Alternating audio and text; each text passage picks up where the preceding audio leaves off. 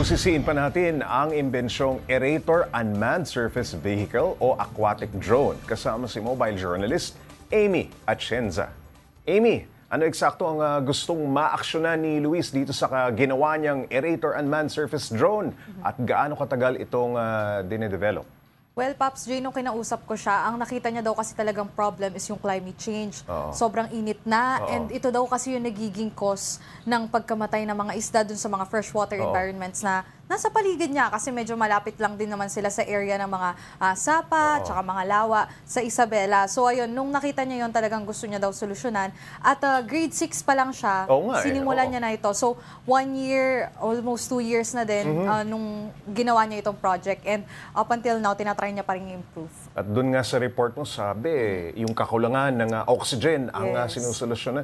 So imaginein mo na isang aquarium walang aerator o walang... ganun yung nangyayari, Pops J. Okay. So ayun, meron din siya nung bubble curtain technology na in-integrate dun sa drone niya para makatulong nga daw sa pagpapalaganap nitong oxygen. Bago ito dinevelop ni Luis, Amy, gaano ba katindi ang problema ng fish kill sa lugar nila at ano ang nakikitang dahilan? Yes, if we go way back, Pops J, talagang decades long na itong problem ng fish killing sa Isabela, and yung main cause daw talaga kasi is yung climate change. Kasi pag sobrang init na, nawawala na din daw kasi talaga ng hangin dun sa mismo mga freshwater environments. Baka hinging isda. Yes, parang medyo ano na din kasi siya parang tao lang din naman yung mga hayop na yan. So, nung time na yon talagang marami, millions na din talaga yung nawawala sa Isabela alone, dahil nga sa mga fish killing na nangyayari. May first-hand information ba siya dito sa problemang ito, dito sa Isabela?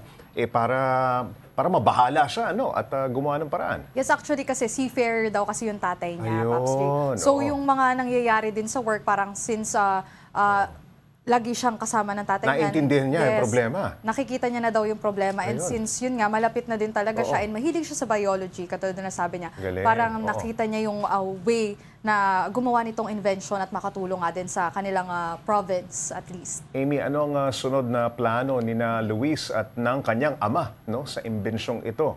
Ipapapatent ba nila ito?